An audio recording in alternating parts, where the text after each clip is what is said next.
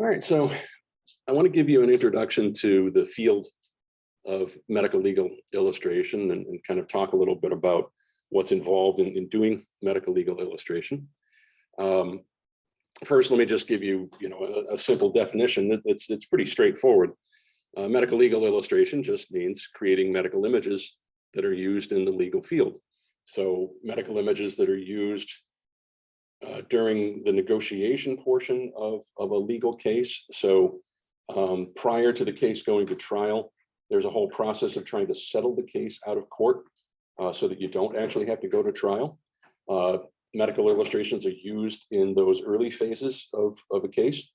But if the two parties can't come to a settlement agreement, then the case proceeds and actually goes to trial, in which case these medical images would actually be used in the courtroom in the trial.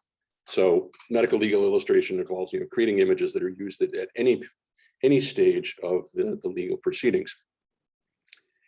If you have any interest in working in the medical legal field, if you want to search for companies that do this sort of thing, there are some other terms that you may come across that you may want to look into. You may see terms like litigation support. So litigation is just another word for having a trial. So a litigator is an attorney who actually presents a case in trial. And interestingly, most attorneys never set foot in a courtroom. Most attorneys are just involved in things like writing contracts and all the behind the scenes stuff.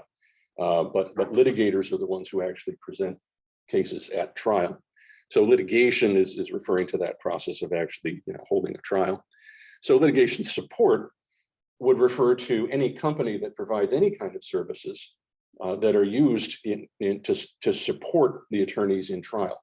Now that can be a whole broad range of things. There are nurses and physicians who have companies, and all they do is just consult with attorneys to help them understand medical records and help them understand the medical facts of the case. There are engineers who help attorneys understand, engineering issues and things like that. So their litigation support is a very, very broad field. One subset of the litigation support field is specifically litigation graphics. So this would be creating any kind of graphics, everything from medical illustrations to graphic design to accident reconstructions, accident scene and crime scene reconstructions, any kind of graphics. So litigation graphics is another very broad term, and medical legal could be a component of that as well. Another term that you might see used frequently is the term demonstrative evidence. The exhibits that are created that are actually used in trial actually have to be admitted into evidence at the trial. The judge actually has to approve the exhibit. And we'll talk more about that specifically at a later time, what's involved in actually getting the exhibit approved so that it can be presented in the trial. But the exhibit itself then becomes a piece of evidence, just like, if you had a pistol that was a murder weapon in a murder trial, that would be admitted as evidence, or some hairs or something that were found at the crime scene, that were admitted into evidence. Your exhibits may actually be admitted into evidence, and your exhibits are demonstrating or illustrating the facts of the case. They're trying to show what actually happened in the case. So they're referred to as demonstrative evidence because it's a piece of evidence that tries to demonstrate something that happened in the case. So you'll see some companies that refer to themselves in that way, that they produce demonstrative evidence. So there are many kinds of exhibits that medical legal illustrators create for use in the courtroom.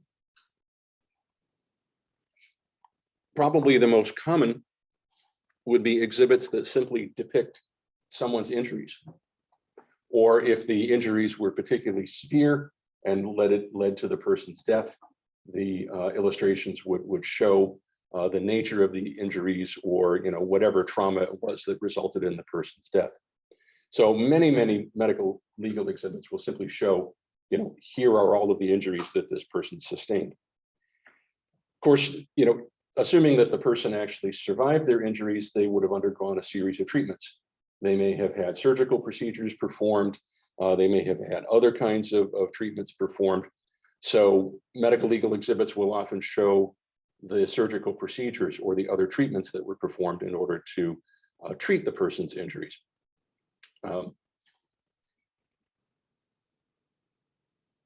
Another type of exhibit that's quite common would be a medical malpractice exhibit. Now, the first two, the injuries, the surgery, the treatment, and so forth, those are really more for what we would call a personal injury case, somebody's injured in a car accident or they trip and fall somewhere, and they sustain some injuries.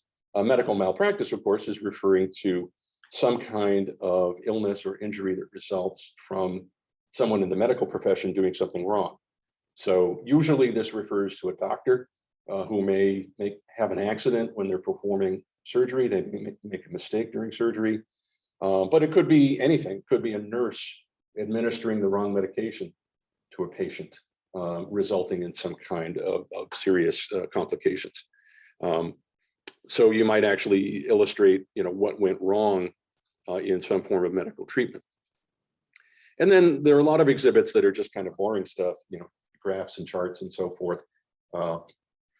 Thankfully, I didn't have to do a lot of these in my time doing medical legal illustration, but it is something that attorneys will frequently request.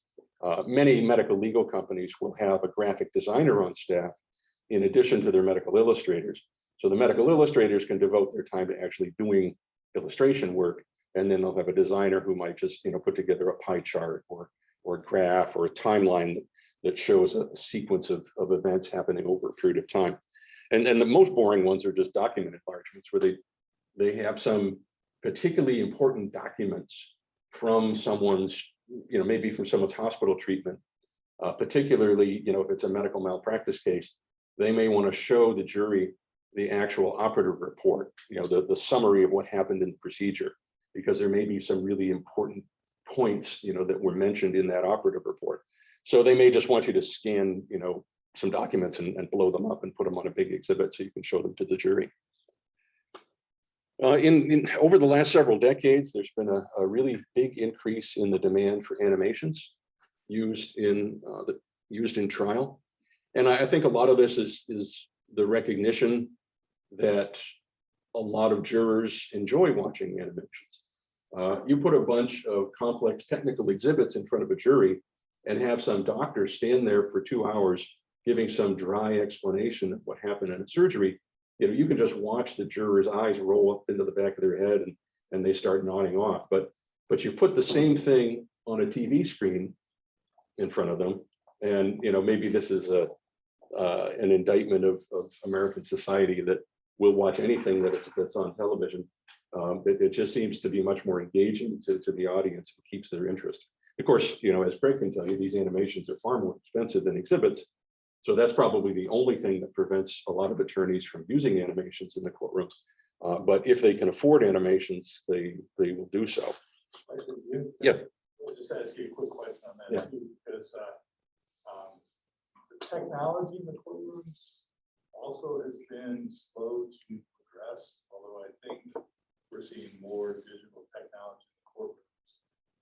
Although digital technology is often not used because the potential to manipulate the information once something's admitted into evidence. So that's partly why technology has been slow to be adapted. But I think we're seeing more technology in courtrooms as well now, which then leads to being able to present animations in a more common fashion. So, Yeah. So then the barriers was the technology initially, and now it's set with price.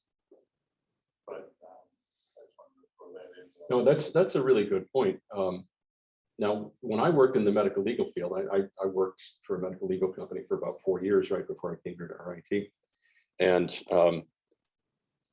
at that time, and this, so this is going back 23 years, essentially everything we produced was printed on a 30 by 40 inch piece of foam core and shipped to the attorneys as this great big 30 by 40 inch, think about it, it's 3 by 4 feet roughly exhibit. And they would prop that up on an easel in the courtroom 10 feet in front of the jury. and a medical expert would point at things on this big exhibit. And as Craig said, the technology in the courtroom has been very, very slow to sort of keep pace with the technology, you know, that's used in the rest of the world. You would think by now that most courtrooms would have a computer and a projector like we're using today to simply project a PDF up on screen. And so just a couple of years ago, I asked some of my old colleagues down at Medical Legal Art, I asked them, so, you know, how many of those big old 30 by 40 inch boards do you still create? And how many of them do you just deliver as a PDF file by an email attachment, you know, to your client? And they still said that more than 50% of their exhibits are still produced as 30 by 40 inch boards that have to be shipped to the client. And I think a lot of that has to do with what Craig's saying. It's the limitation of the technology in the courtroom. Many courtrooms simply don't have any kind of technology in place to project an image.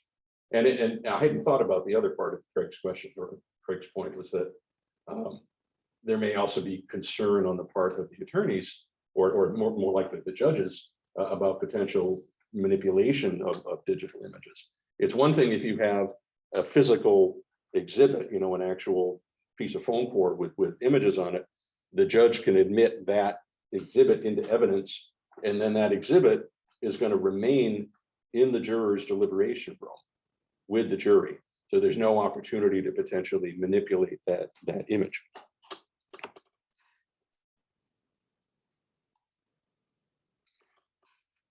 So after I came to RIT in 1998, originally I actually created a whole separate standalone course in medical legal illustration. And RIT at that time was on the quarter system. So we had, quarters is kind of a misnomer. It was really a trimester system. We had 3 10-week quarters. The summer was considered the 4th quarter, but nobody went to school over the summer. And so I created a 10-week course exclusively in medical legal illustration as an elective.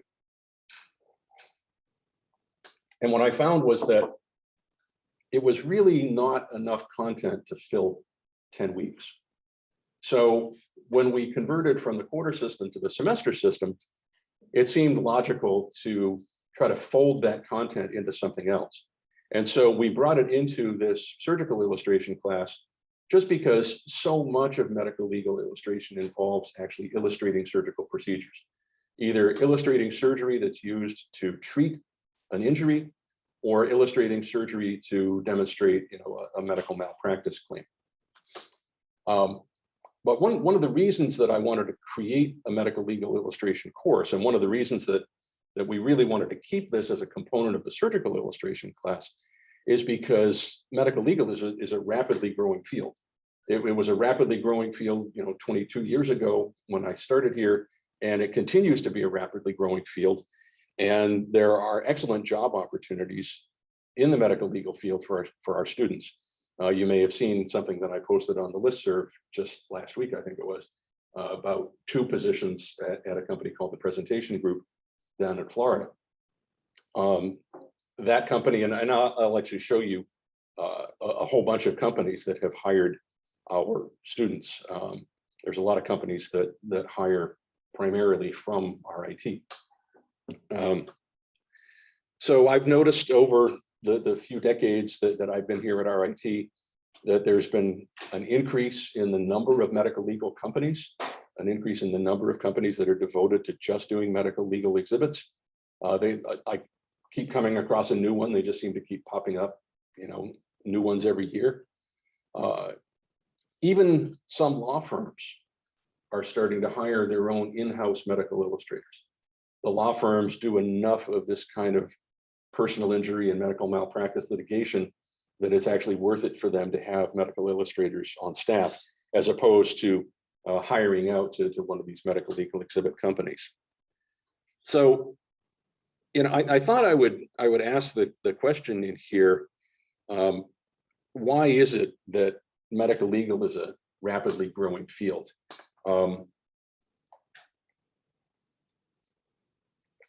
I think there's a general perception in this country that we've become a very litigious society, that everybody is suing everybody else. And so that's sort of an easy explanation for why it is that we're seeing all of this growth in the medical legal field, because everybody's just suing one another. And you hear about that a lot in the news. It just seems like people will sue one another over the silliest little things. But it turns out that if you actually look at the data, that's not necessarily true. Now, I haven't seen any recent data to see if there's been a growth in the number of lawsuits over the past few decades. So maybe there's been some continued growth in the number of lawsuits, but I remember reading an interesting article by Ralph Nader. You may not be familiar with him, but he's a big consumer advocate. He was one of the people who was responsible for automobile manufacturers putting seatbelts in cars way back in the 1960s. And he's still around, always advocating for things on consumers' behalf. And he points out that there were more lawsuits per capita, adjusted for population, in the United States in the 1700s than there are now. So that would tend to argue against this idea that we've become much more litigious in recent decades.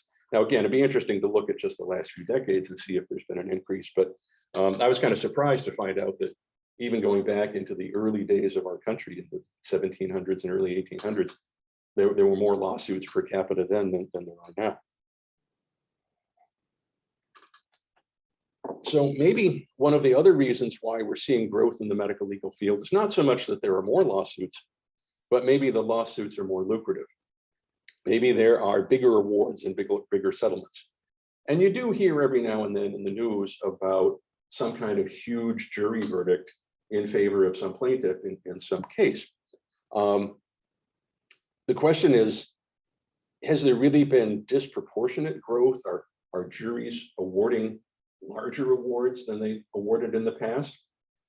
Well, many of the big awards that you hear about are what they call class action lawsuits, and we'll talk more about those in a few minutes. But in a class action lawsuit, you have a whole bunch of individuals who believe that they have been harmed, usually by a defective product, like an automobile tire that blows out when the car reaches high speed. And turns out the company was aware of the defect and chose to just sort of cover it up. Or a medication that has some nasty side effects, and you find out that the company kind of covered that up, didn't want people to know about the nasty side effects. So you have these big class action lawsuits that harm a lot of people. And of course, these things are going to have enormous settlements simply because of the large number of people that have been harmed, and because the only reason that these companies are trying to cover up these defective products is because they're afraid of losing money. And so what happens in these jury awards is the jury slaps the company with a punitive fine, what they call punitive damages, where they say, hey, all right, you saved $100 million by not fixing the problem with manufacturing this brand of tires. So we're going to slap you with a fine that's twice that much. So you saved 100 million. We're going to slap you with punitive damages for 200 million. And the whole point of it is to hold these companies accountable and make sure that there's no incentive for them to cheat and try to get away with stuff. Yeah. I'm curious.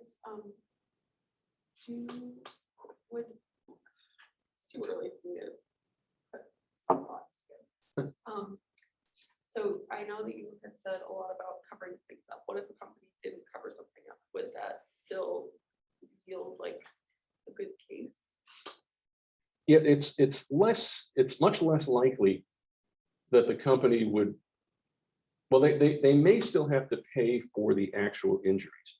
So in other words, if a company produces a product that's defective, but the company honestly wasn't aware of this trend, they weren't aware that lots of people were being harmed by this thing, and all of a sudden a bunch of people come out of the woodwork and say, hey, your product doesn't work right, we're going to sue you. It's still possible that the plaintiffs in a case like that might collect the actual damages, so their medical bills, the time that they've lost at work. but the company probably would not be slapped with a punitive fine. In other words, a punishment for trying to cover something up. It's like, oh, we realized that we could save money by covering this up. So, that's why you give them these punitive damages. Yeah, so I think it does make a big difference in the case if you can demonstrate that the company knew the product was defective versus that it came as a complete surprise to them. They didn't know.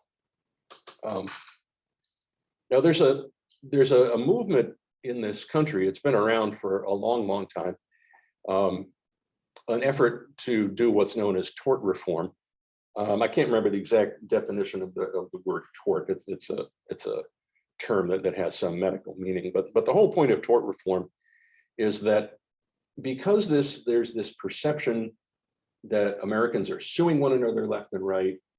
There's this perception that juries are awarding just these enormous awards, these enormous settlements. Some people feel that the legal system is making it very difficult to do business in America. That companies are afraid to do anything because they're afraid that they're going to get sued as a result. I mean, even governments, they can't have a swimming pool open unless they can have lifeguards present. People have no personal responsibility to take care of themselves when they go swimming. They have to put fences up around, around the Grand Canyon or something like that, because God forbid people are idiots and they get too close and they fall in and hurt themselves.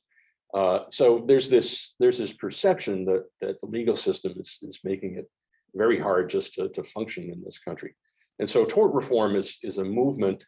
It's really more of a political movement to try to reel in legal cases. They want to make it harder to file a lawsuit.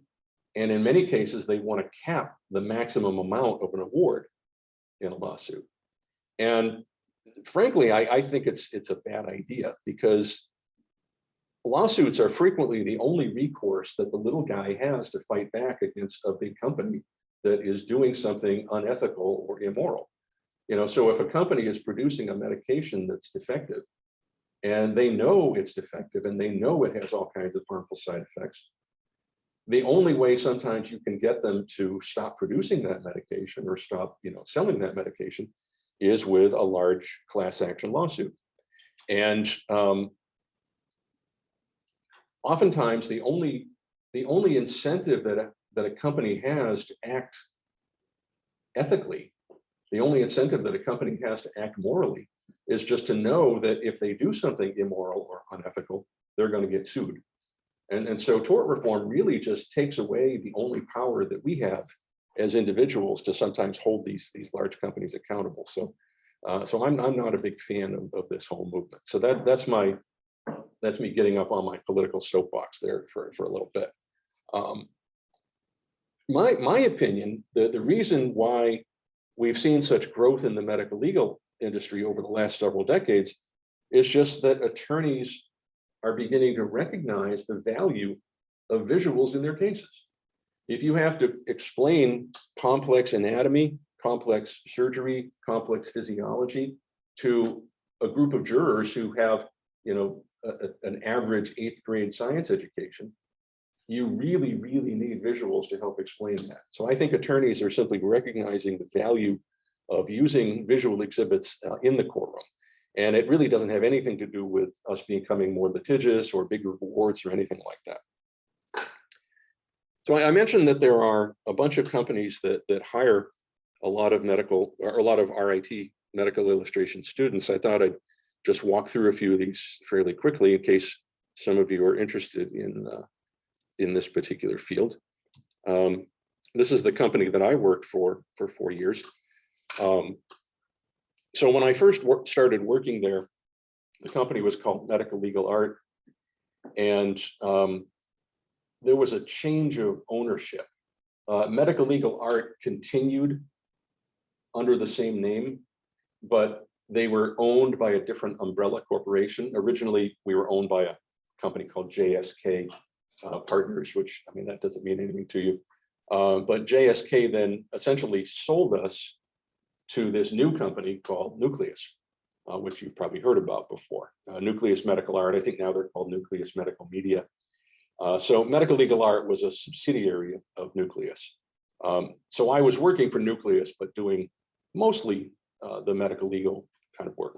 They're located down in Atlanta. Illustrated Verdict is a company located in Boston, and they have, I think, all RIT alumni on staff. The production director is Melissa Rockefeller. She was one of my very first students here, and she ended up getting a job with this company. And she has just continued to hire a succession of RIT students since then. I believe she has 3 other RIT alumni working for her right now. So the whole company is all, I mean, the company does more than just medical legal illustration. So there are other people there, but their whole illustration staff is all RIT graduates.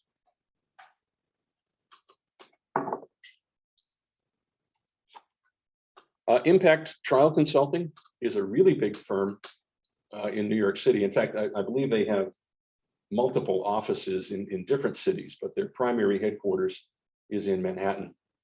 And I had never heard of them until a few years ago. And then I found out that one of our alumni who had graduated many years earlier ended up getting a job there. And then one after another, they just started hiring RIT people, and they continue to hire RIT people to this day. This is a screenshot from their staff page showing their employees. And let's see, can't get my cursor. Oop, had a cursor. There it is. This guy, Alex, Joanna, Kate, Brittany, Jenny. I know there's more. Becky and Allison, all RIT alumni, and they don't include Julia, who graduated last year. Julia got a job with them a few months ago. They just apparently haven't had time to update their page and put her photo up there. So that's a great company with obviously a very large staff. It's a mix. Alex is a BFA, Joanna was grad, Kate was undergrad, Brittany was undergrad, Jenny was a grad student, Becky and Allison were undergrads. So it's a mix.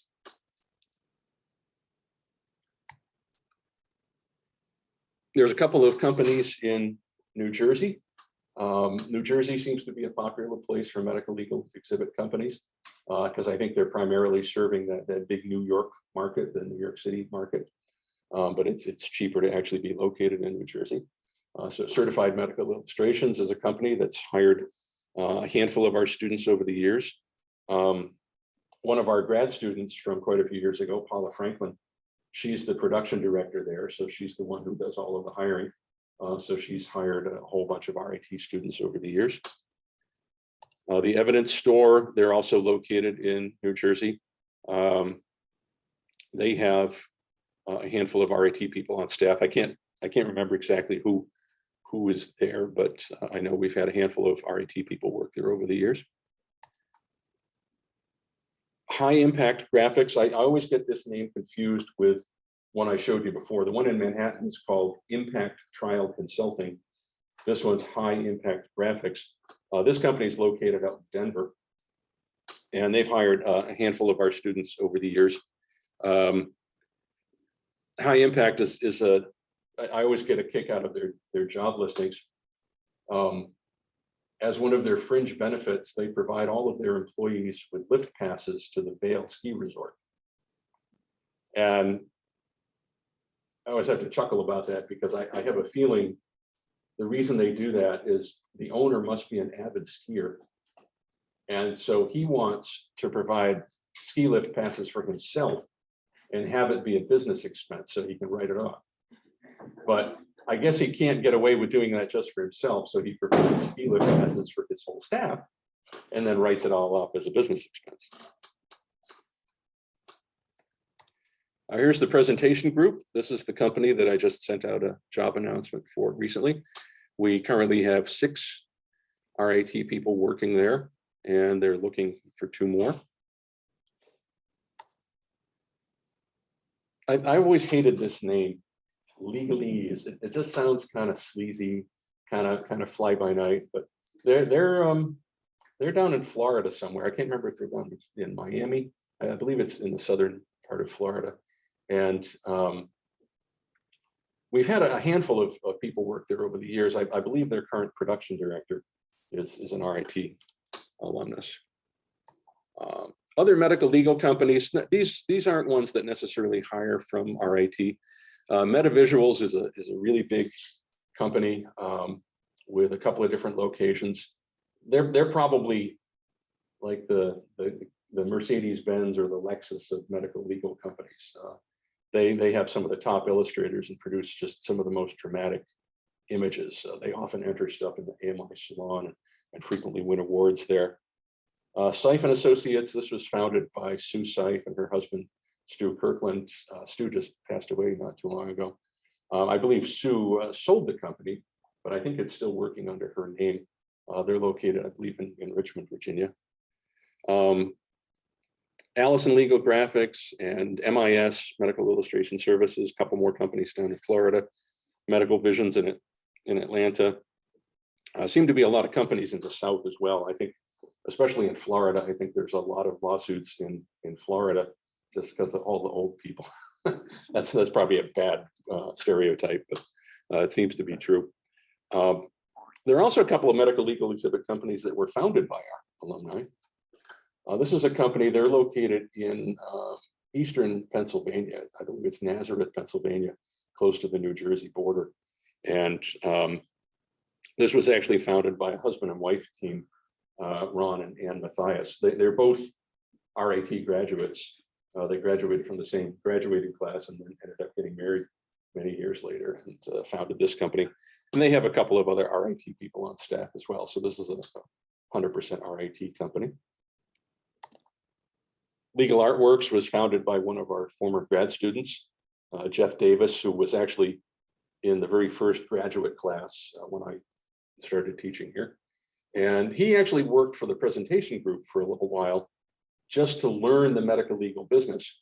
But I knew that his goal was always to strike out and create his own company. And so after working for presentation group for just a couple of years, he struck out and started his own business and been pretty successful. I know he has at least one other RIT person on his staff. So as medical illustrators, you'll always get this question, oh, why do we need medical illustrations? Can't you just use photos for that? And the same thing applies to medical legal illustration. Why is there a demand for medical illustrations in the legal field? And some of the reasons are the same reasons that we would use to justify the use of medical illustrations in any context. One of the whole purposes of an illustration is to clarify things, to simplify things. Photos show so much detail, especially, you look at an operative photo. I mean, you guys have seen surgical videos. You try to show some of that stuff to the average person, to the lay person, and they're just going to be completely overwhelmed by what they're looking at. They're going to have no idea what it is they're looking at if you show them a bunch of photos, or you show someone's injuries or something like that. It's going to be just overwhelming and overly detailed. So illustrations can clarify information, they can simplify information and make it more presentable to a jury. Illustrations can also show a lot of things that you simply can't photograph. I mean, imagine trying to illustrate a physiological process for a jury. I mean, you can't photograph the transport of oxygen by hemoglobin in the bloodstream, or any other physiological process. And since some of these cases will involve, actual a change at the physiological level, there may not be an obvious anatomical injury, but there may be something going on physiologically that can't be seen. You would need illustrations to show that.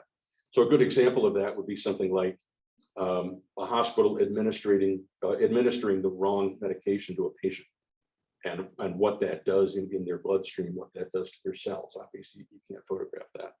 So things that are inside the body, things that involve physiological processes or cellular processes, you obviously need illustrations. Now, in the medical legal fields, some other reasons why you don't use photos are that oftentimes there simply aren't any photos. If you are creating illustrations showing the nature of someone's injuries following an accident, there may not be any photos of that, because it's not like people whip out their cell phone or their Polaroid camera and start taking selfies, you know, when they're sitting there in the emergency room with blood gushing out of their head. Kind of a funny little anecdote about this. Back in the old days, there was this term. Anybody hear the term ambulance chasing lawyer? Maybe a couple of nods. Maybe a couple of people have heard that term. Well, that term comes from the fact that there used to be these sleazy lawyers like Salino and Barnes and William Attar and all these guys who would listen to the like the police and the fire department broadcasts. And if they hear about maybe an automobile accident or some other kind of accident, you know, with injuries, and there's an ambulance dispatched, these lawyers would actually drive to the scene of the accident and then follow the ambulance to the hospital and go in there. Now, back in the old days, they'd go in there with a Polaroid camera and snap a few snapshots of the person with their injuries.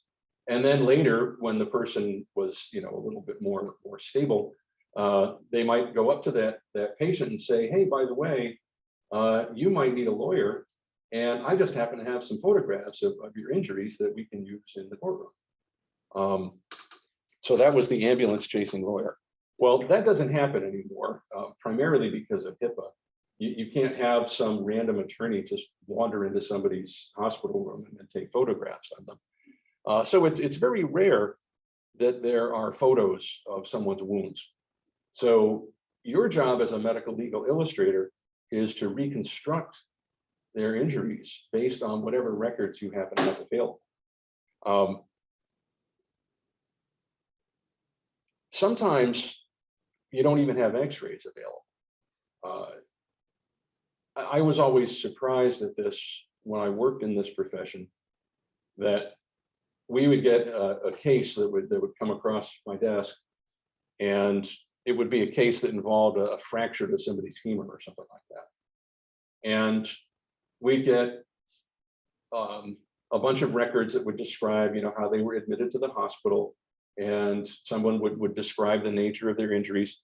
We would usually get what they called a radiology report, where a radiologist had looked at the X-ray or the CT or the MRI and had given a written description of what they saw in the films, you know, in the X-rays or the CTs or the MRIs. But it was kind of surprising that oftentimes the actual X-rays themselves weren't available. And so we had to reconstruct the nature of someone's fracture entirely from a bad written description of that. And sometimes we'd get it right, and sometimes we wouldn't. The most frustrating ones were, we'd get a case that described someone's fracture, and you'd call up the attorney and say, hey, you know, if you want us to do this accurately, we really need the X-rays. And the attorney would say, oh, I'm sorry, but the X-rays have been lost. We don't know where they are. Of course, this is back in the days when all X-rays and CTs and MRIs existed as actual pieces of photographic film. They weren't digitized. There was no digital copy. Nowadays, this is probably much less common because all of these things exist as DICOM images, you know, in a digital format. So there's, you know, it's easy to distribute digital copies of them. But back in the days of the you know, the hard copy films, if the films went missing, they were just gone. So you do your best to try to reconstruct the nature of the fractures just from a written description. And I remember this happened a couple of times. We would send our preliminary drafts of the illustrations off to the attorney, and also we would send them off to some medical expert. Sometimes the attorney would actually pay the treating physician. So let's say it was a personal injury case and the patient was brought into the emergency room. They would actually get the emergency room physician, the treating physician, to testify in the case. And so that physician would review our images and then get back to us with any feedback, any changes. And this happened several times where I'd get a phone call from the treating physician and they'd say, you know, you drew this fracture all wrong. Where'd you get that information from? Why didn't you look at the x-rays? And we'd respond, because we don't have the x-rays, because the attorney said they were missing. And the physician would say, well, that's ridiculous. I have them right on my desk. It's like, well, that's why we don't have them, because you have them on your desk. So if you send them to me, I'll draw it right. But, you know, don't blame me for drawing it wrong, because we had nothing to go by. Another reason why photos aren't used in the courtroom is that photos may be what's called prejudicial. This is particularly true if there actually were photos of someone's injuries. Oftentimes those photos are going to be so bloody and so gory and just so hideous that the judge might be afraid that the photos themselves are going to influence the jury to find in favor of the plaintiff, even if the defendant's not really at fault. So people may look at those horrific images and just feel so badly for the injured party that they want to find somebody at fault. So they don't want the photos to prejudice the jury one way or the other. So instead, we create illustrations that try to clean them up and make them a little less gory. Although I'll show you some examples of some images created by the folks at MetaVisuals, and I swear they're just as gory as any photograph. So I always wonder how it is that they managed to get some of those photos admitted into evidence, because in my experience, you could never make anything that gory, because judges would just toss them out and say, no, that's too much. That's prejudicial. And finally, sometimes photos aren't used because they may be deemed offensive. And Craig knows where I'm going to go with this story, but this is one of my most amusing anecdotes from when I worked in the medical legal field. I had a case come across my desk one time, and it was this attorney in some small town in Louisiana. And he had this case of a man with something called Peyronie's disease. Peyronie's disease is the formation of a hard plaque in, I believe it's called the tunica albuginea, which is one of the membranes surrounding the erectile tissue of the penis. And so he had this hard plaque forming in the erectile tissue of the penis, only on one side of the penis. And this hard plaque apparently made sexual intercourse uncomfortable for both him and his wife. So he went to a urologist to have this treated. And the standard treatment for this is to simply remove a piece of the tunica albuginea to remove the hard plaque.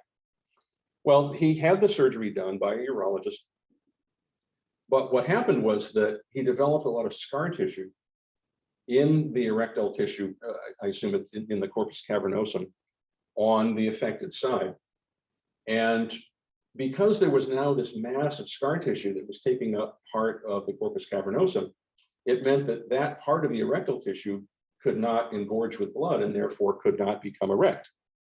So he had a perfectly normal erection on one side, but all of the scar tissue on the other side.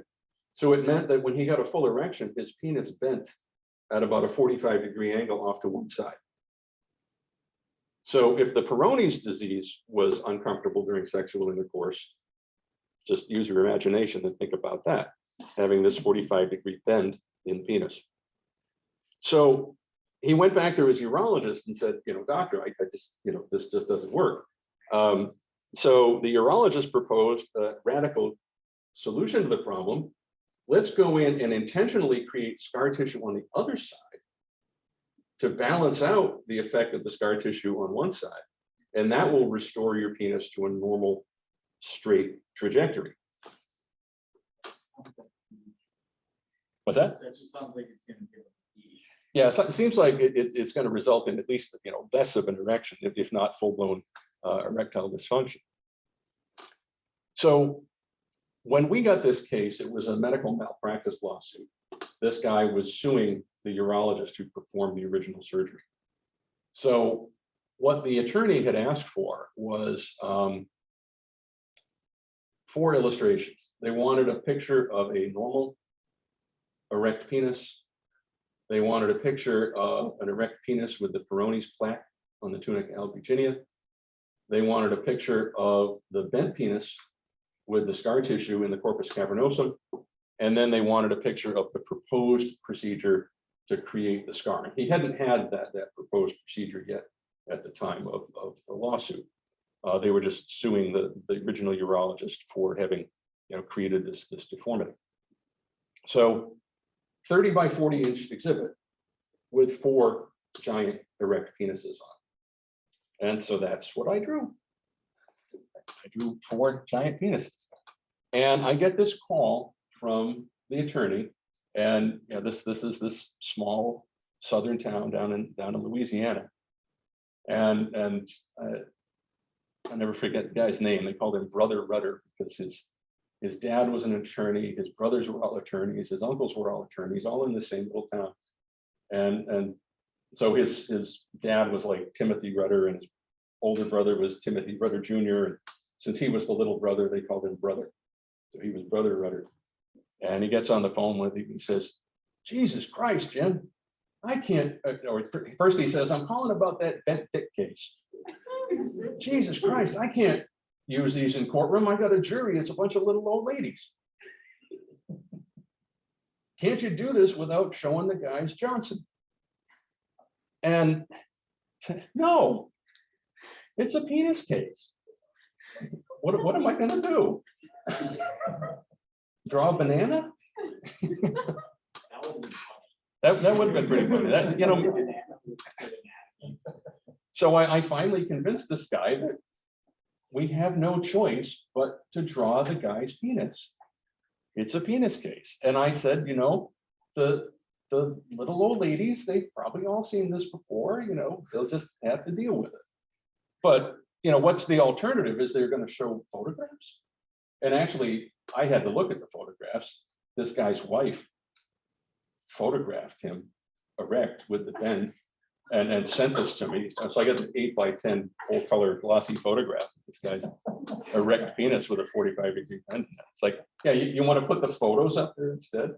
That's going to be offensive to the jury. So anyway, he eventually gave in and said, "Okay, all right, we'll have to just illustrate it this way."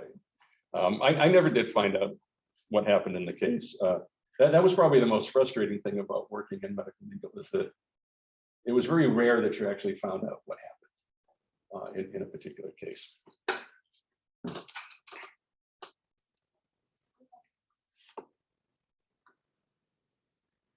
So if you want to take a short little break, and then we'll resume. Yeah, if I can get out of here.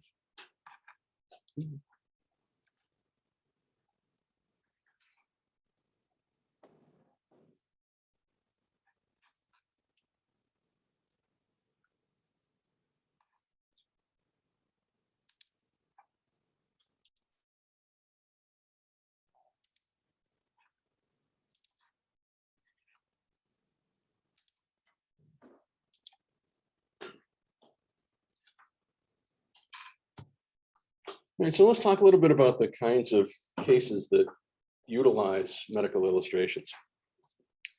If you end up working in the medical legal field, by far the most common type of case that you're going to deal with is a civil case. It's pretty rare that you're involved in any kind of criminal cases. So the overwhelming majority are civil cases, meaning that one party is suing another party because of some kind of injury or illness or damage or something like that. So in a civil case, you have 2 different sides. You have the plaintiff and you have the defendant or the defense. So the plaintiff is the person suing. The defense is the side that's defending against the lawsuit. And within civil cases, the overwhelming majority of what you would end up illustrating would be personal injury or wrongful death cases. So illustrating the injuries that someone sustained.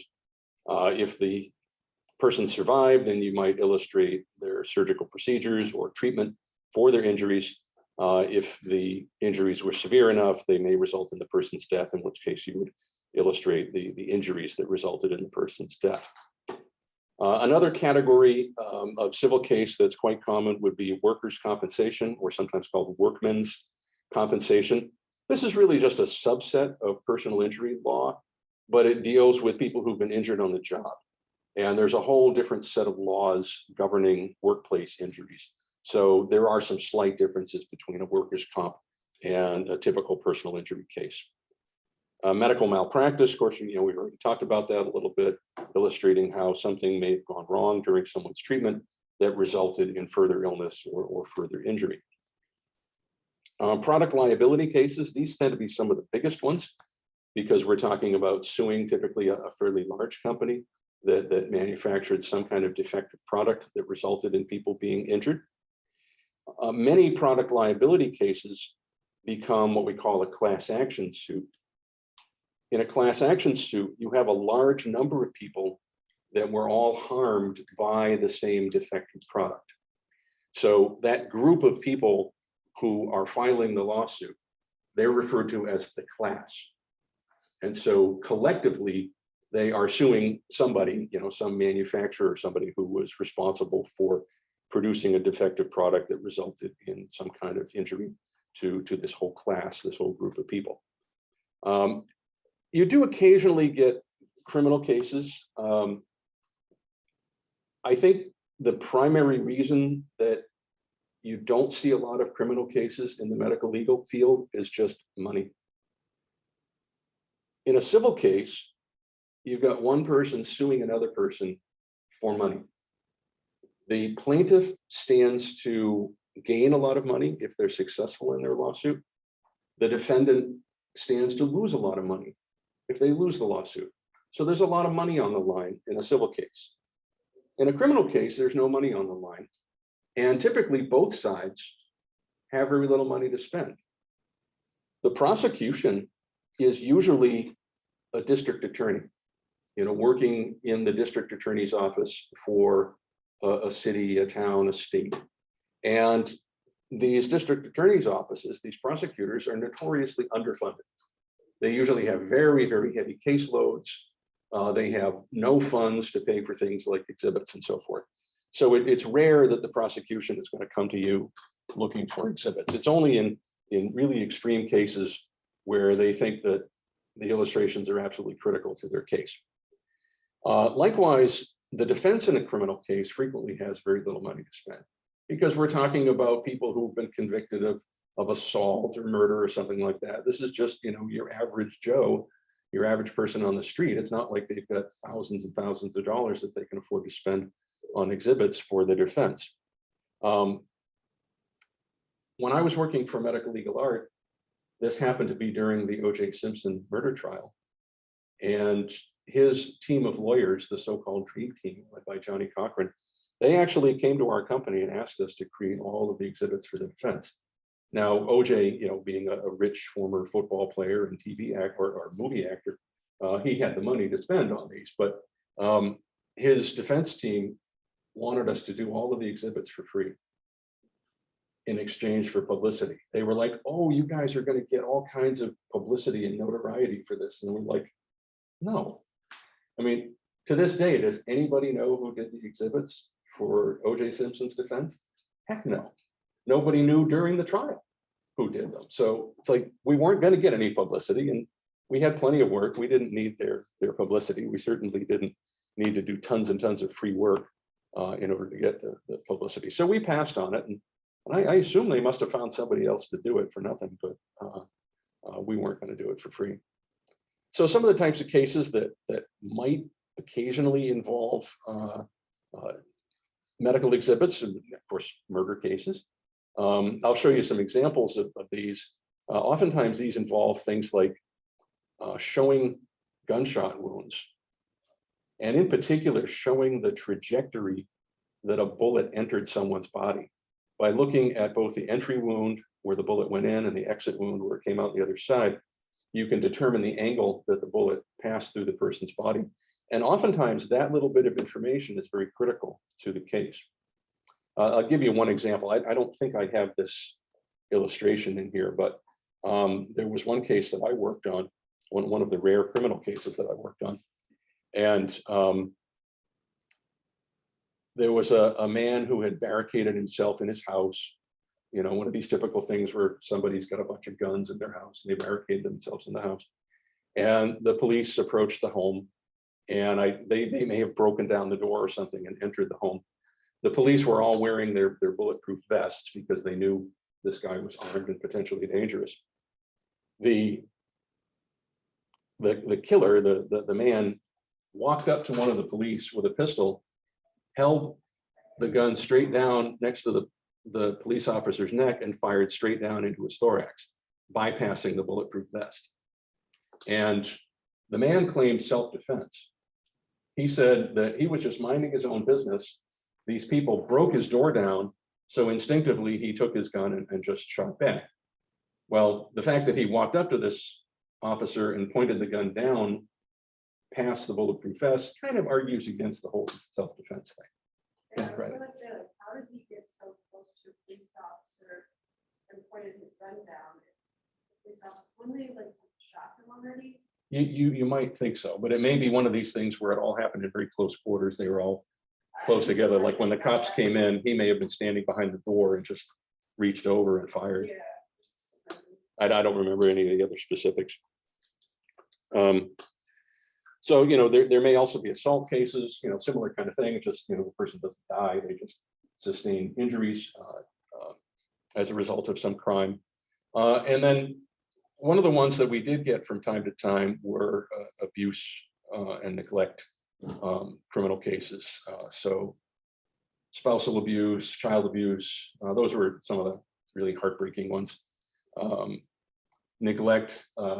Now, sometimes the neglect ones were civil cases where somebody was suing, like a nursing home, for not properly caring for their loved one. But in some cases, they actually became criminal cases. If the negligence rose to the level of being criminal negligence, sometimes it would actually be a criminal case. The one that I remember most vividly, I didn't personally work on this case, but a couple of the other illustrators in our office were working on this one at the same time. There was a case of a man who had beaten up his young daughter. I don't remember how old she was, but she was pretty little. He beat up his young daughter and left a lot of bruises. And he was afraid that he'd get caught because, you know, she had these bruises. So the genius that he was, he decided that he could remove the bruises with boiling water. So he poured boiling water all over her and gave her 3rd-degree burns all over a significant portion of her body in an attempt to remove the bruises. And so we had to illustrate all of the burns. Now, in any of these cases, the illustrator may work for either side. So in a civil case, you may be working for the plaintiff side, or you may be working for the defense. In a criminal case, you could work for the prosecution or for the defense. The only thing you have to be concerned about it is you can't work for both sides at the same time. You pick one side or the other, and typically it's whoever contacts you first. There was only one case that I remember where we had been contacted by the plaintiff in a civil case to create illustrations, and then we were contacted by the defense in the same case. And at first, we didn't recognize that it was the same case. So we took both cases on initially. But once the defense case came to one of the illustrators, they said, you know, this sounds really familiar. And even though they hadn't worked on the plaintiff's side, they knew that somebody else had. And we ended up comparing notes and realized, oh my gosh, this is the same case. So since the plaintiff had approached us first, we kept that one, but we had to contact the defense attorney and say, I'm sorry, we just realized we're working on the other side. So we have to, you know, give this back to you, and you'll have to find somebody else to do it. And that's just the ethical thing to do. You would never work for both sides of the same case. So here's a classic example of a very simple personal injury exhibit. This is an example of something called an interp. I know Craig was talking with Anna about that before. This will be one of your assignments that's coming up. This will be your first medical legal assignment, is to take an X-ray image. I think most of them are X-rays. No, there's some CTs and some MRIs too. But create an artist's interpretation of what's being seen on an X-ray, a CT, or an MRI. Now, usually with an X-ray, the jury could look at it and kind of have some idea what they're looking at. Although if you're the typical juror and you look at that X-ray image there, you're not necessarily going to know that that's a femur. You're not going to know that that's a thigh bone. So what the interp does is it places it within context. It colorizes the image. In this case, it's showing the fractures a lot more dramatically. It's showing the person's skin so that the jury is more likely to understand what part of the body they're looking at.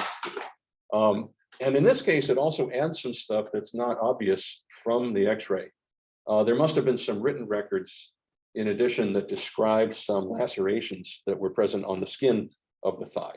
So not only does it show an artist's interpretation of the X-ray, but also shows the superficial skin wounds. And that purple arrow down there is indicating the fact that the whole distal part of that fracture has rotated the rest of the leg 90 degrees laterally. So you're looking at an anterior view of the femur up at the top, but then the fracture fragment and the whole rest of his leg is rotated 90 degrees sideways. Here's another great example. This looks like the kind of stuff Metavisuals would do with that really dramatic portrait up there. But this combines both an interp at the bottom with an overview of the outside of this woman's face to indicate her injuries. So you see there's a CT scan, very small print of the CT scan, and then an artist's interp, an artist's interpretation of what's being shown on that CT scan. Honestly, I'm not sure how much more understandable the interp is, than the original CT, but at least everything's in color, so you can tell, the eyeball from the fat, from the bone, from the brain, and so forth. And then that's accompanied by this very dramatic portrait of this woman showing the nature of her injuries. Whenever possible, if we had to illustrate anything that involved the patient's head or face, we would want to include their portrait in it.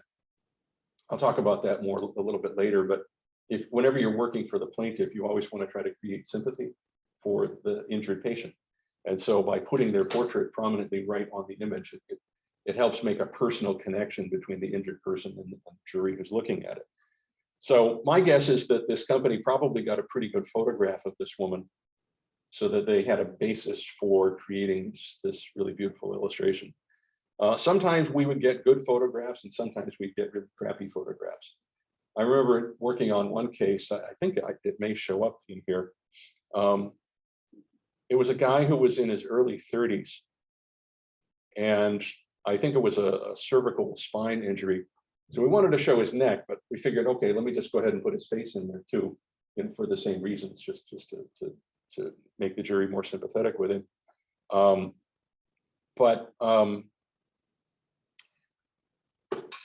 just realized something. Yeah, okay.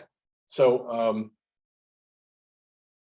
they sent me a bad black and white photocopy of his high school yearbook photo. They sent me his picture, a black and white photocopy of a picture of the guy when he was 18, and now he's like 31. It's like, really? That's the only photo you have of this guy? Or maybe it's the only photo he liked of himself. I don't know. But that was a bit of a challenge to try to age him. Here's another one that's, again, combining a superficial view of the severe wounds to this person's hand combined with an interp. So you see a lateral x-ray of the hand down there on the bottom right. And then you see that same x-ray image with the bones superimposed over it. That's one thing that people commonly do in these interps is they'll render part of the anatomy, but then actually allow the x-ray to show through, or the CT or MRI to show through, just because it helps the jury understand that this drawing is drawn directly on top of the actual x-ray film. It helps make it more believable, that you can tell that the drawing is directly on top of the x-ray.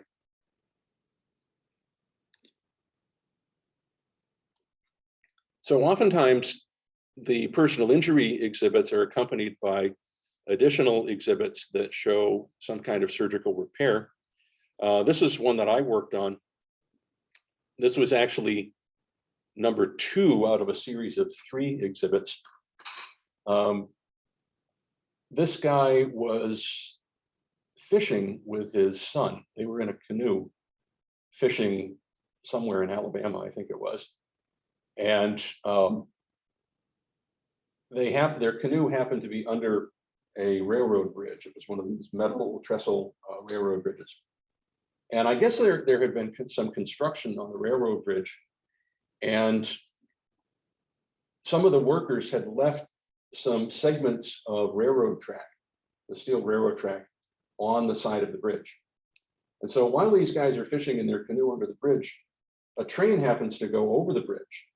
And the vibration of the train going on the bridge causes the segment of railroad track to just kind of wiggle its way off the edge of the bridge, fall onto the canoe, cut the canoe in half and sink the canoe, and meanwhile smack this guy right in front of the head and cave in the frontal bone of his skull. So the first illustration in this series was, I believe, just a large view of this guy's head with caved in skull. And then this showed the subsequent surgical repair. I remember them talking about having to pick the bone fragments out of the brain and then irrigate out a lot of hematoma, a lot of blood clot. And because there was such an extreme injury, not only to the skull, but the dura, they had to harvest part of his fascia lata from his thigh in order to patch the dura, to repair the dura. And then they put the bones back together in kind of a piecemeal fragment.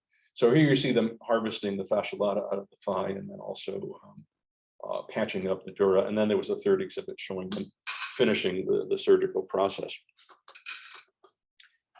Here's another one showing the nature of someone's injury followed with subsequent treatment.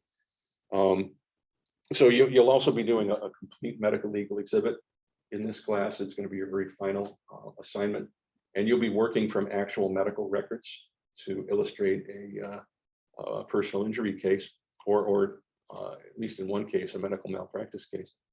And so this is illustrating some injury to the foot. I don't think this is a burn. I think the injury to the foot is what's called a degloving injury. Anytime you have an injury that peels part of the skin off of the surface of some body part, it's called degloving. I illustrated several where there was degloving injuries of the scalp, where somebody would get their hair caught in a piece of machinery and tear their scalp off. I did one, it was a degloving injury of the ear, where all the skin was torn off the cartilage of the ear. I've done others that are degloving injuries of the hand, where it peels the skin off the hand. So I think this was a degloving injury of the ankle and foot. And part of the problem with that is when the skin is peeled off like that, it loses its blood supply.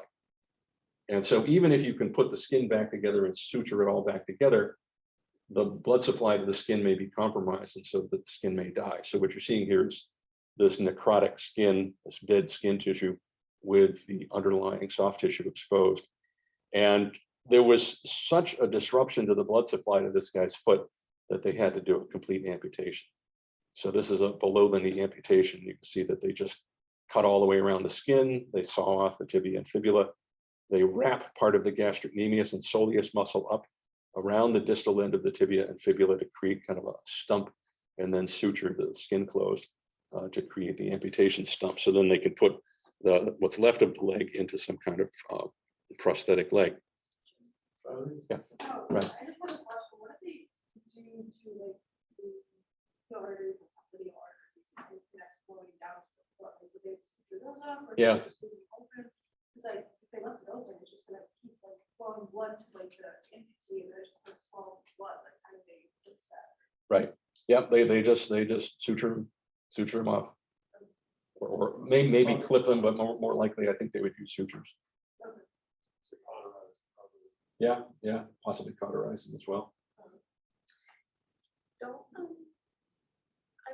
I've seen like people that have their hands injured and skin is making skin grafts from like different parts of their body. Mhm. So like, why wouldn't that happen? So what must have happened in this case is that the disruption to the vasculature was probably much more extensive than just the skin.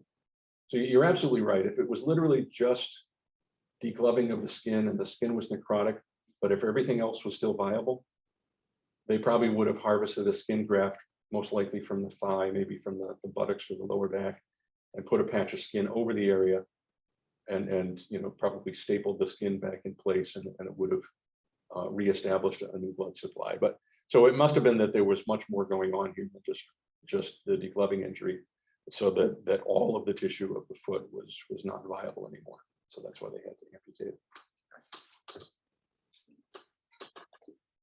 So I've got a couple of examples of workers' compensation exhibits. So still personal injury, but specifically to workplace injuries. And this poor guy just happened to be walking around on a construction site, and there must have been some scaffolding up on the side of the building, and one of the scaffolding poles fell off or rolled off of the scaffold and just plunged through his shoulder. So you can imagine the extensive injury that this would cause. I mean, it's destroyed his acromion, it's fractured his clavicle. Most likely it's disrupted parts of the brachial plexus in there, may have damaged the glenohumeral joint. So this guy probably had, a long recovery after this, and probably a lot of rehab.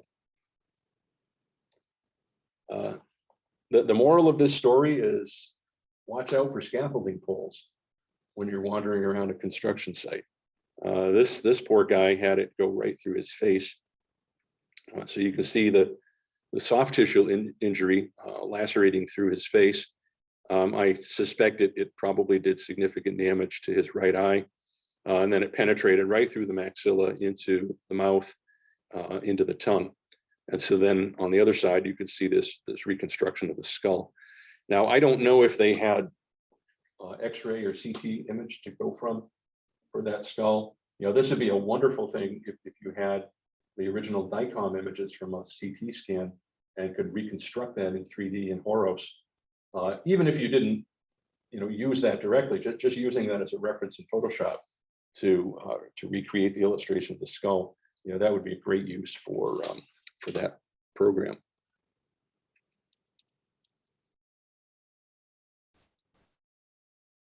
There is an example of a medical malpractice exhibit, and this really illustrates two things. It's showing a malpractice exhibit.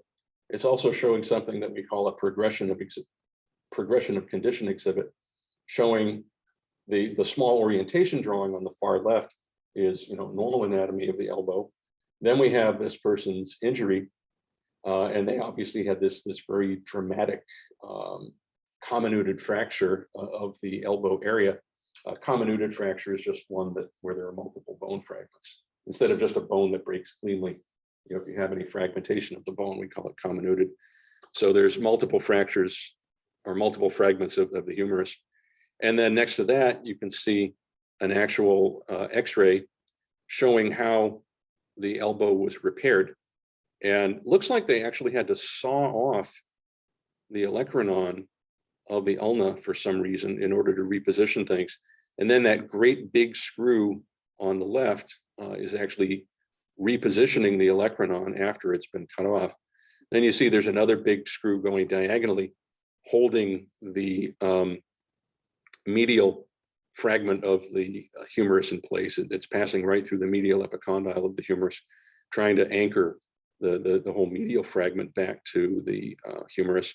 And then there's some additional plates and screws and things over on the right side, trying to hold the other fragments together. And then you'll see another interp, the artist's interpretation of what's visible in that X-ray. And this is a malpractice exhibit because the contention here was that the orthopedic surgeon who did this repair did a lousy job and didn't do a very good job of repositioning the bone fragments. And the image on the far right shows an artist's interpretation of what it should have looked like following the repair, where all the bone fragments are pieced back together like a jigsaw puzzle. Teresa, you have a question? For the artist, would they have actually gone to another orthopedic surgeon in versus just their interpretation? Would they usually have gone to another orthopedic surgeon just so that they can how would you affix this?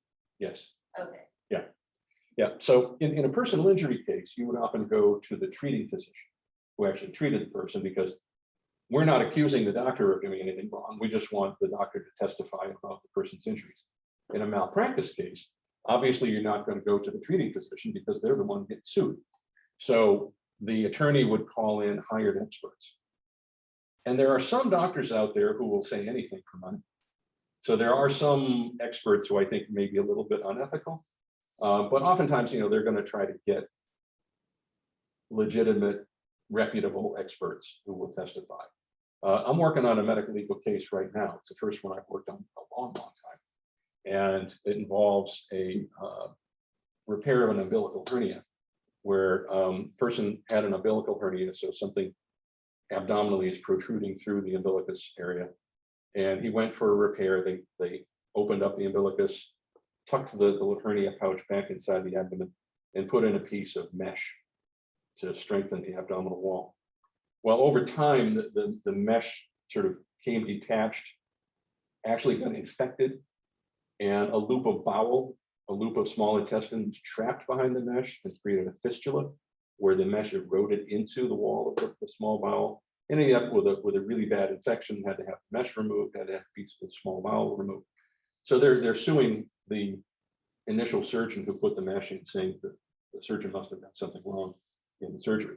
So I'm actually working with a plastic and reconstructive surgeon at U of R. That's how I got involved in the case. And he's the expert that's been hired to testify. So this is a very reputable expert, a very well-known plastic and reconstructive surgeon who's consulting with the attorney on this case. And he's actually going to be testifying in trial, using my exhibits to demonstrate what happened. Yeah. Just a point on this. I remember previous presentations, you were mentioning how idealized this repair is. Yeah. And questioning whether or not somebody could actually put all of this in the puzzle together that neat. Yeah. So it brings some question to the exhibit itself as to whether or not Craig has done that well. Right. No, that's a really good point. So if you couldn't hear what Craig was saying, it's that idealized view on the far right, from my experience of having illustrated a lot of orthopedics procedures, there's no way you're going to get the bones to fit back together like a jigsaw puzzle like that. Because one thing that's not shown in any of these exhibits is, in addition to the fractures of the bone, there's a tremendous amount of hematoma. The bones bleed a lot. So you've got these massive blood clots between all of the bones, and the whole region is now enormously inflamed. So we have this massive inflammation and swelling of all the soft tissues in the area. And that simply means that there's no way you can get the bone fragments to piece together again like a jigsaw puzzle. It's not like these are just a bunch of dry bones laying on a table and you just piece them together like a puzzle. There's all of this hematoma, all of this swelling and soft tissue around it that makes it hard. So I think, maybe the surgeon didn't do the best possible job of putting the bones together, but I think reality is that the best possible outcome would have been somewhere in between the far right and the one next to it, between those two images on the right. I don't think you'd ever get that completely idealized version that you see on the far right here. didn't they do something, like I remember or in human growth scavengers on the solid fracture, how they have to like slowly pull the pelvis Yeah. back together. I don't know if that's even possible to do something like this, but could they theoretically do like a multi-phase putting it back together while the Maybe. I've never heard of that with this kind of fracture. You're absolutely right. I did tell a story in Gross Anatomy about an open book fracture of the pelvis, where because of the soft tissue swelling, they simply couldn't get the two halves of the pelvis to come back together again all at once. So they put a bunch of metal pins into the pubic bones in the front of the pelvis, and I think probably into the ASIS also. And over time, gradually pulled those together to get a proper anatomical alignment of the pelvic bones. So I don't know, if people have thought about that for a fracture like this, if there's some way of putting some kind of device on there that would gradually over time pull the bone fragments together. I've never seen that done, but that doesn't mean you couldn't do it. Yeah, I think it'd be hard because there's so many specific pieces, are a lot smaller pieces of bone. Right, Right. It'd have to be a completely custom thing for Yeah. every fracture. But I mean, that again, that's not to say you couldn't put pins on either side of the fracture and have something that's pulling them together, putting tension on them, to gradually pull them closer together. Here's another example of a malpractice exhibit. Forgive me, some of these are going to have these watermarks all over them because I snatched them off of other medical legal companies' websites. So this is obviously it's a laparoscopic procedure where they're inserting a trocar, and they've got a camera in through the umbilicus. And in this case, they place the trocar in such a way that they must have lacerated the iliac artery or vein, or well, maybe both. And this is obviously a kid that's having this procedure done. So they put a trocar in and just immediately lacerated some of the vessels.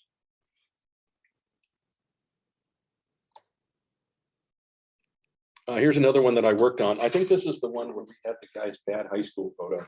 So that was about as good I could do. They did tell me at least he had a beard now. He didn't even have the beard when he was in high school. So it's like, all right, well, here's what this guy looks like in his 30s now. This was the second out of 3 exhibits. This guy had gone in for surgical fusion of the C6 and C7 vertebrae. So he had some kind of disc injury at the C6-7 level. So this is an example of an anterior cervical discectomy fusion.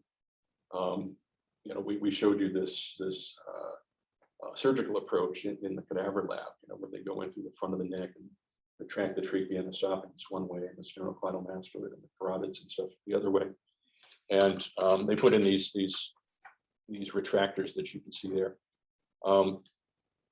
They remove the intervertebral disc, and then they have this drill that drills out a hollow sort of cylindrical hole out of the adjacent vertebral bodies. And then you take a cylindrical plug of bone out of the pelvis, out of the iliac crest, and you place that cylindrical plug into that cylindrical hole. Now, you might notice they're operating on C6-7. I mean, it's hard to tell what level it is, but the exhibit says it's C6-7. Notice he's already got one of these dowels at the higher level, C5-6.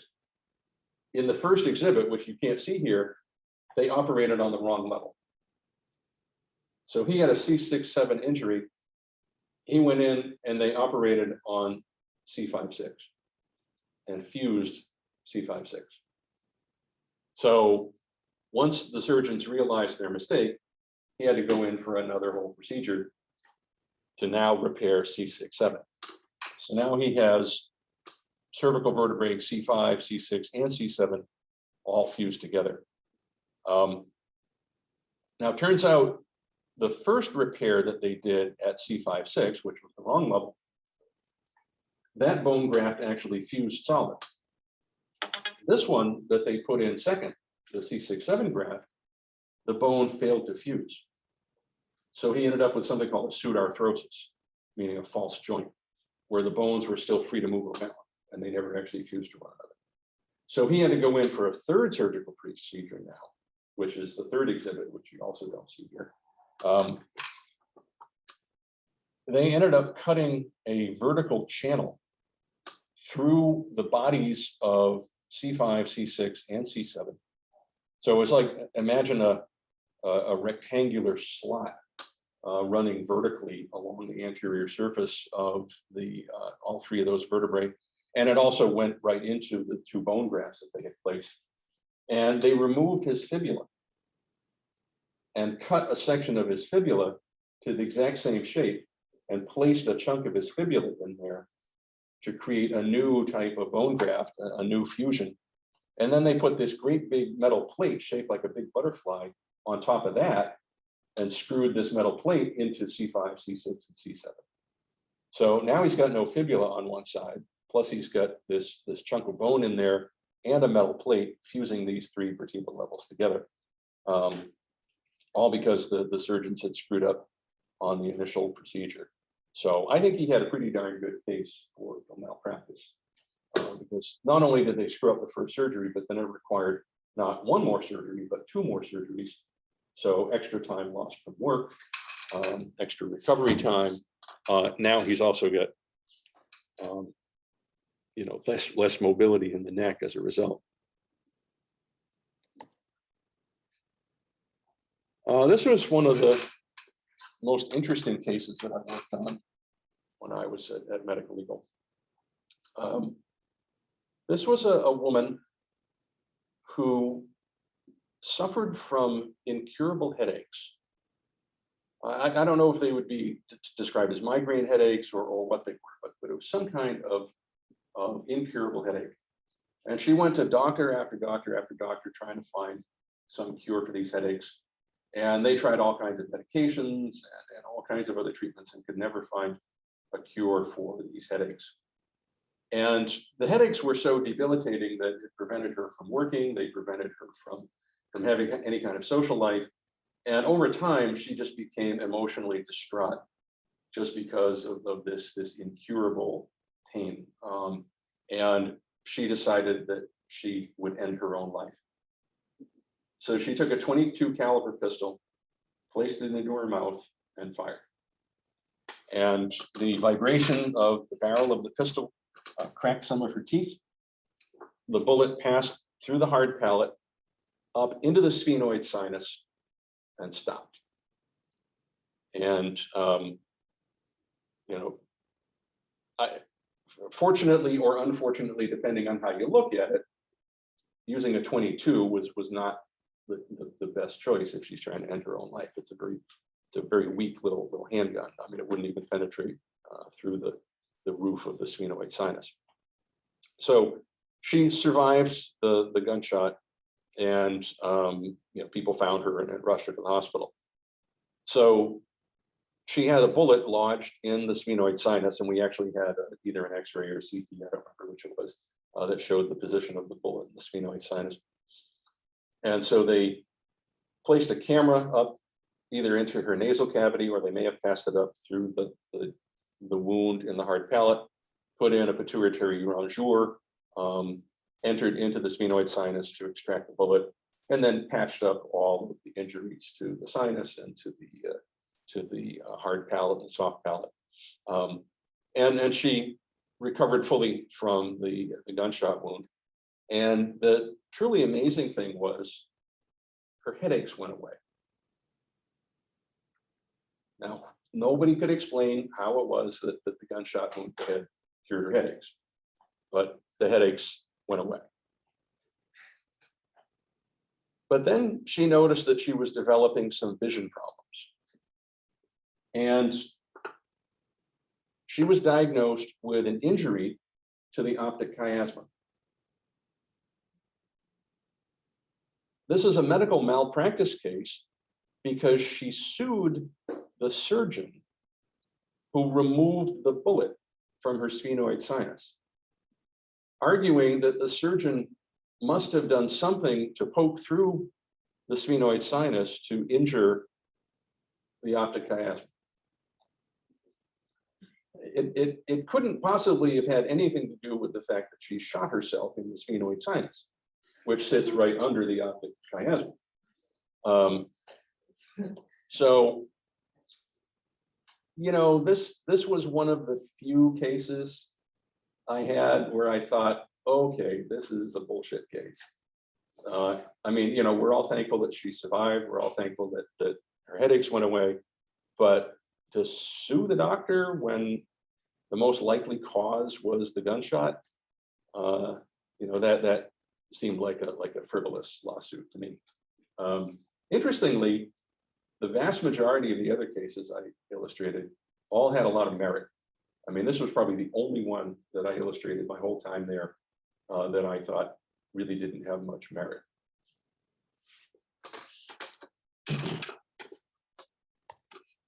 Here's an example of a product liability case, and this one was a class action lawsuit for product liability. it's kind of a crappy picture. I found us a very small JPEG of it, but this was a case brought against manufacturer of pedicle screws. And I don't know if you guys watched any of the procedures that involve pedicle screws. There is a scoliosis procedure where they place pedicle screws into the vertebrae. It's one of the sort of miscellaneous procedures that you guys might have the option of watching or illustrating. Well, anyway, a pedicle screw is a very long screw that passes through the lamina of the vertebra, through the pedicle of the vertebra that connects the lamina to the body, and then the screw continues beyond the pedicle into the vertebral body. So they're called pedicle screws, of course, because they're passing through the pedicle. And then you attach various kinds of hardware to the ends of these pedicle screws. So they're used for various kinds of spinal fusion procedures. Usually they're used in the lumbar spine if you need to fuse some of the lumbar vertebrae following a lumbar discectomy or something like that. So they were approved for use only in the lumbar spine because the lumbar vertebrae are very large. They have very large pedicles that can accommodate these screws. But certain surgeons started using them in the thoracic spine, for which they were never approved by the FDA. And lo and behold, because the pedicles in the thoracic spine are much smaller, sometimes the screws would actually fracture the pedicle, causing fractures of the vertebrae themselves, which could lead to a whole host of various kinds of spinal injuries and spinal cord injuries. So there were a lot of people who were being injured by the use of these pedicle screws in the thoracic spine. So there was a class action lawsuit against Sophomore Danek, which was the company that manufactured the pedicle screws, saying, hey, your screws are injuring people. And Sophomore Danek's defense was, hey, we know that these things are only approved for use in the lumbar spine. We didn't tell the surgeons to use them in the thorax. That's on the individual surgeons. So if you want to sue somebody, sue the individual surgeons, but don't sue us. But then, as usually happens in these class action suits, when the attorneys started digging more deeply, they found all kinds of internal memos at Sophomore Danek where the executives were telling their salespeople, you should tell surgeons to use these in the thoracic spine. So their defense kind of fell apart. And turns out, they knew the dangers and they were telling their salespeople to try to push them for use in the thoracic spine, even though they weren't approved for that. And there's a lot of similar kinds of class action suits in the medical device world. Another one of my favorite examples of a class action lawsuit. This was a really big one that was big in the news. I mean, probably before your time, maybe literally before any of you were born. But I remember it being big in the news. Firestone is a big manufacturer of tires. And they had this one particular model of tire that was designed specifically for SUVs and pickup trucks. And over time, the company started to learn about a lot of accidents, a lot of automobile accidents, where these pickup trucks or SUVs would have a tire blowout on the highway at highway speed, resulting in the vehicle losing control, rolling over, people were being injured, people were being killed. And it was determined that there was a defect in the manufacturing process for this specific model of Firestone tire. And Firestone became aware of this problem. They knew that a lot of people were being injured and killed. They determined the source of the defect in their manufacturing process. And they determined that it would cost them something like, I don't know the exact number, I'm just making this up, but it was going to cost them something like $100 million. Number one, to fix the defect in the manufacturing process. And number two, to recall all of this particular model of tire and then have to provide replacements for this particular model of tire.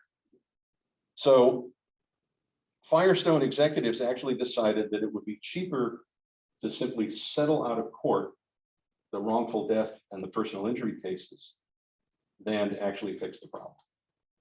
So they let the problem persist. They continued to produce this model of defective tire, knowing that people were going to get injured and die, and they would just settle most cases out of court very quietly without the public ever knowing about it. Well, of course, eventually the public did find out about it.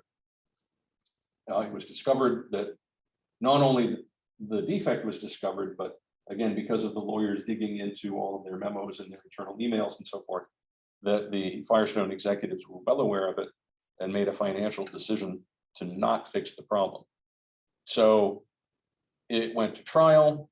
It was found in favor of the plaintiffs, not surprisingly, and the jury awarded the plaintiffs, I believe it was a $400 million verdict. So 4 times what Firestone saved by not fixing the problem.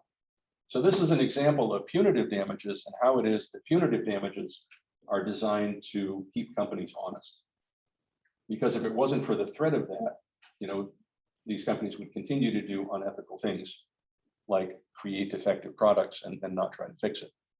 So hopefully that was a warning to other companies who were thinking about doing the same thing. It's like, don't do it, you'll get caught, and then we'll fine you, 4 times as much as you saved. A couple of examples of some criminal cases. I didn't have any of these from my own work, so I had to swipe a bunch of them off the internet. So again, they're going to have a lot of watermarks all over them.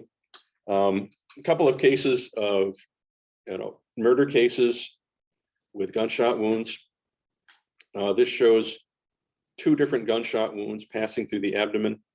And I don't know the details of this case, but I suspect that the angle of the gunshot wounds was pretty significant. This person appears to have been shot through the back at an upward angle. So the bullets entered low and exited high. So it may be that the shooter was claiming self-defense. Well, that's a bit hard to justify if the person was turned away from you. And very possibly the person was like on their hands or knees or something to explain the weird angle, where the bullet comes up from below and exits higher up in the thorax or abdomen.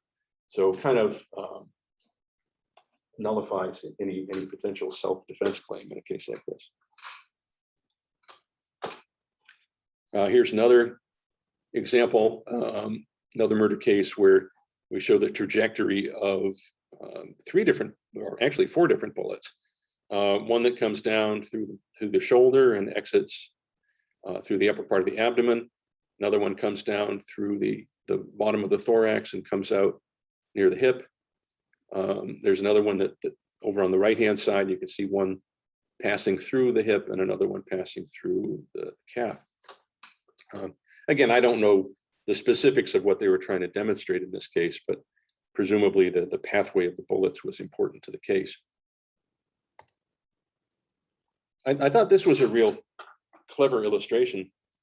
This is showing a shotgun blast to the arm where the person survived, but they had some pretty dramatic injuries to their elbow area. And the illustrator in this case wanted to show both the entry wound and the exit wound of the shotgun blast. Honestly, I can't tell you which is which. It just looks like just hamburger from both sides. But they put a mirror up or created the illusion of this mirror. So you can see both the front view and back view of the elbow in a single image. Here's a child abuse case. You can tell it's a child because you can see the incomplete formation of some of the bones, particularly the carpal bones in the wrist, but even the long bones are not fully formed. And classic injury in child and spousal abuse is fracture of the forearm, because oftentimes the victim will put their arm up to protect themselves from being hit by something, and it'll break the arm. And this one also caved in the back of this kid's skull, resulting in some brain injuries. And the last thing I'll leave you with today is I'll just talk a little bit about the differences between working for the plaintiff versus working for the defense in a civil case. So we're talking about not a criminal case in this situation, just, you know, a typical lawsuit. I feel very strongly that a medical illustrator has an obligation to be truthful in what they're depicting. And I'm very thankful that, you know, when I worked in the medical legal field, it was extremely rare that an attorney would ask me to fudge something or to draw something that wasn't accurate. In fact, the whole time, the 4 years that I worked there, I did hundreds and hundreds of cases over that time. There was only one case where an attorney asked me to draw something that I didn't feel comfortable with, where I thought he was telling me to draw anatomy incorrectly to benefit his side of the case. Now, I'll tell you a little bit more about that case, just how that was resolved. You know, I let the attorney know. I said, I can't draw the ilioinguinal nerve over there because that's not where it is. You know, I'm putting it where it belongs anatomically. And the attorney insisted, oh no, this guy had aberrant anatomy. His ilioinguinal nerve really was in this other place. And I didn't trust the attorney at this point. And it was my reputation on the line and the reputation of our company if we fudged an illustration. So finally, the attorney told me, oh, I have a medical expert who's willing to back me up. My medical expert is going to testify in court that this person's nerve was in a different place. And I said, okay, would you please put that in writing? And we actually had the attorney write out a letter, an affidavit, saying this person's anatomy was different, the nerve was in the wrong place, and I have a medical expert that's going to testify in that court. And the attorney signed it, sent us the letter. We had that on file so that if there was ever any question, like if this attorney came back to us and said, oh, the judge threw the exhibit out of court, the judge wouldn't admit the exhibit into evidence. You know, and then the attorney might say, I'm not going to pay for it because I couldn't use it in court. Well, then we had this piece of paper saying, hey, you're the one who told us to draw the anatomy in the wrong place. Or if for any other reason, you know, if it ever came back to haunt us, we felt like we were protected. So we would never, ever knowingly misrepresent the facts of the case. But in spite of that, there are still things that medical legal illustrators do all the time to try to benefit one side or the other. So here's an example of a typical plaintiff's exhibit. And there are several things on here that tell me that this was an exhibit created for the plaintiff's side. Number one, it's got the kid's name featured prominently on the exhibit.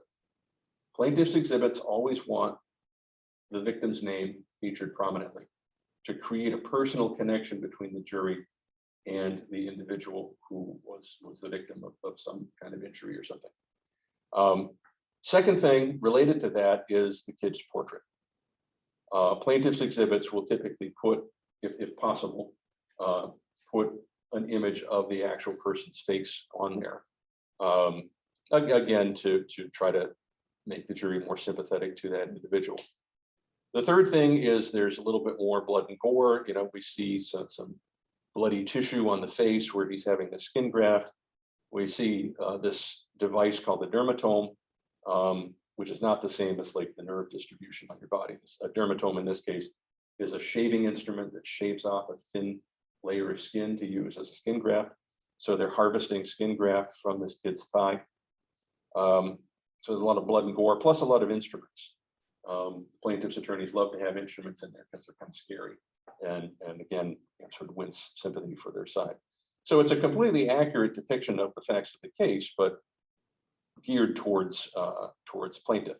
Now, I don't have an example of a defense exhibit for this same case, but I did find an example of a defense exhibit for a different case. And you notice some obvious differences here. Now, this is showing more of a physiological process, so it's not like it's going to have, you know, blood and gore in it, but even so, there are some big differences. There's no name. So we're not trying to connect this to the individual. there's no portrait. We have a very generic outline of a figure that doesn't look like anybody in particular, again, to minimize that connection to the patient. The anatomy is all rendered in a very stylized way. It's not very lifelike, it's not bloody, it's not gory. Now, of course, this exhibit wouldn't have any instruments in it because it's not a surgical procedure, but even if it was showing some kind of surgery or something, it would just show probably like before and after. Here's what it looked like before, and here's what it looked like finished, but they wouldn't show the actual skin incision. They wouldn't show any instrumentation in there because they're trying to minimize that sort of shock value of blood and gore and instrumentation and so on. So that's what I have for you.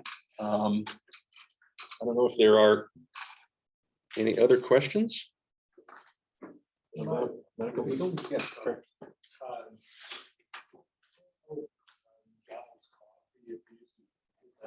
Oh, yeah. Yeah. We didn't get to that case for that discussion. I'd love to hear. Yeah, Explain about that. you're right. I usually do talk about the McDonald's coffee case when I talk about this whole idea of tort reform. So I'm going to get back up on my political soapbox and take an obvious political position. But the people who are really pushing tort reform are generally pro-business, because they are trying to make it harder for individuals to sue businesses, because their perception is that because we've become so litigious, which that in and of itself is debatable, they say that makes it harder to do business in this country. So one of the things that the people lobbying for tort reform have done is they've taken a handful of high-profile cases and they've really pushed them in the media to say, look at these ridiculous lawsuits, look at these frivolous lawsuits that people are filing just because they're trying to get rich quick. And the best example of that is the McDonald's coffee case. So the way that the tort reform proponents kind of promote this case, this story, is they say some lady went to McDonald's, bought a cup of coffee, she was clumsy and she dumped it in her lap. Ouch, it hurts. I'm going to sue McDonald's for millions of dollars because I was an idiot and dumped a cup of coffee. And turns out she did win millions of dollars in the case. I don't remember the exact number, but it was millions. Well, now, I mean, many of you may have seen a documentary about this. There's a popular documentary out there on YouTube about it that goes into a lot more detail. But the actual facts of the case are, number one, she's not even the one who bought the coffee. She was a passenger in the car. Not that that matters all that much, but somebody else bought the coffee and handed it to her and said, okay, would you please hold this for me while I pay the bill or whatever it was. And so in the process of handing the coffee to her, the coffee spilled and spilled into her lap. Well, this was not just a situation where she says, ouch, ooh, that hurts, and decides to sue. The coffee was served at over 180 degrees Fahrenheit, which is, a little bit below the boiling point. I mean, boiling's 212. Actually, it may have been higher, maybe 200 degrees Fahrenheit. So the coffee was served very close to the boiling point of water.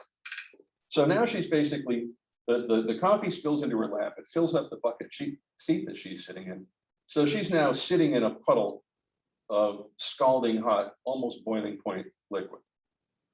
She sustains severe third-degree burns to her buttocks, her thighs, and her external genitalia. Had to go to the hospital, to the emergency room, had multiple skin graft operations to replace the dead skin, because third-degree burns, the skin doesn't come back after that. Had to have multiple skin grafts to repair the damaged skin of the buttocks, the thighs, and the genitals. And not only do you have the pain of then dealing with skin grafts, because it's an extremely painful process, but they also have to harvest the skin from someplace. You saw that little dermatome thing I was showing where they were shaving skin off this kid's thighs. So you've now got these open wounds from the places where they harvested the skin. So she's got surgical repairs to skin in several areas of the body. She's got the wounds from where the skin was harvested, the skin grafts were harvested. So she feels like she has a case against McDonald's because they served this coffee so outrageously hot that it resulted in these severe third-degree burns. Well, as lawyers always do in these cases, they started digging deeper, and they found that this was by far not the first case of someone being severely burned by McDonald's coffee. There was a long history of people sustaining severe burns from McDonald's coffee. And turns out that McDonald's justification for serving the coffee so hot is that it was very common for someone to swing by McDonald's before work in the morning, pick up a cup of coffee, not only for themselves, but maybe for some of their coworkers, transport the coffee back to their place of work, and then hand it out to their coworkers. And they wanted the coffee to still be piping hot by the time it reached the customers, because that's what the customers want. Customers wanted their coffee still hot by the time they actually got around to drinking it. And also there were lots of internal memos and emails showing that McDonald's was fully aware of the fact that their coffee was very, very hot, and they were fully aware of all of these incidents where people had been severely burned by their coffee. And they chose to ignore it because they were afraid that it would cut into their sales if they reduced the temperature of the coffee. So the jury found in favor of this woman in the lawsuit. And as a remedy, as payment not only for her injuries, but also for her pain and suffering,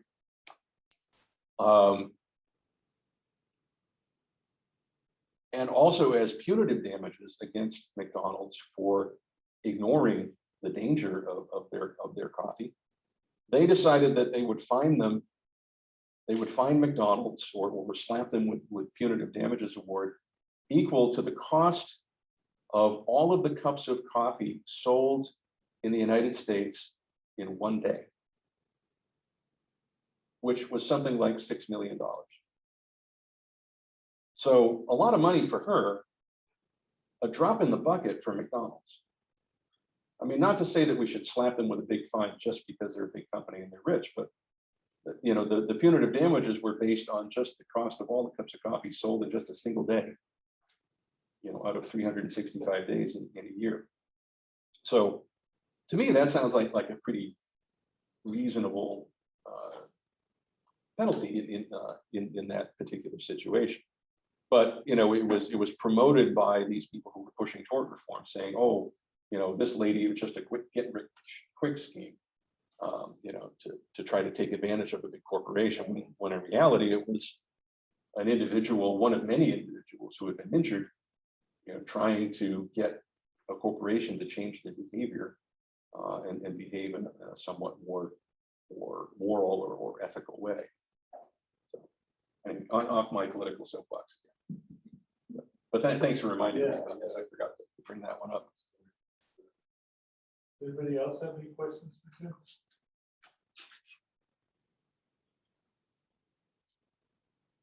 So it's a fun field. I really enjoyed it.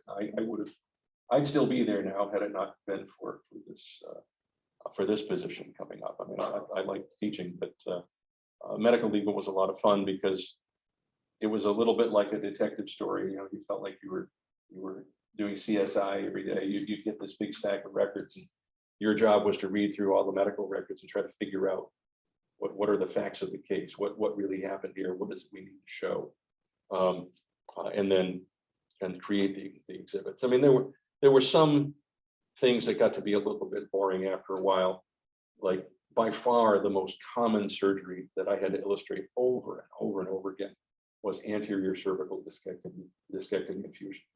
Lots of people have cervical disc injuries as a result of car accidents and slip and fall and things like that. And so we would just illustrate countless anterior cervical discectomies and fusions. But other than that, you know, every day it was something new. It's like, oh, what kind of new and interesting way to somebody find to get killed this day? You know, people getting cut in half by carpet machines, people being sliced up into little chunks and spit out of a lawnmower. I'm not kidding. These were all real cases that we did. People being crushed and trampled and driven over by various kinds of machinery. So always something new and exciting to look forward to every day. Sure, thanks.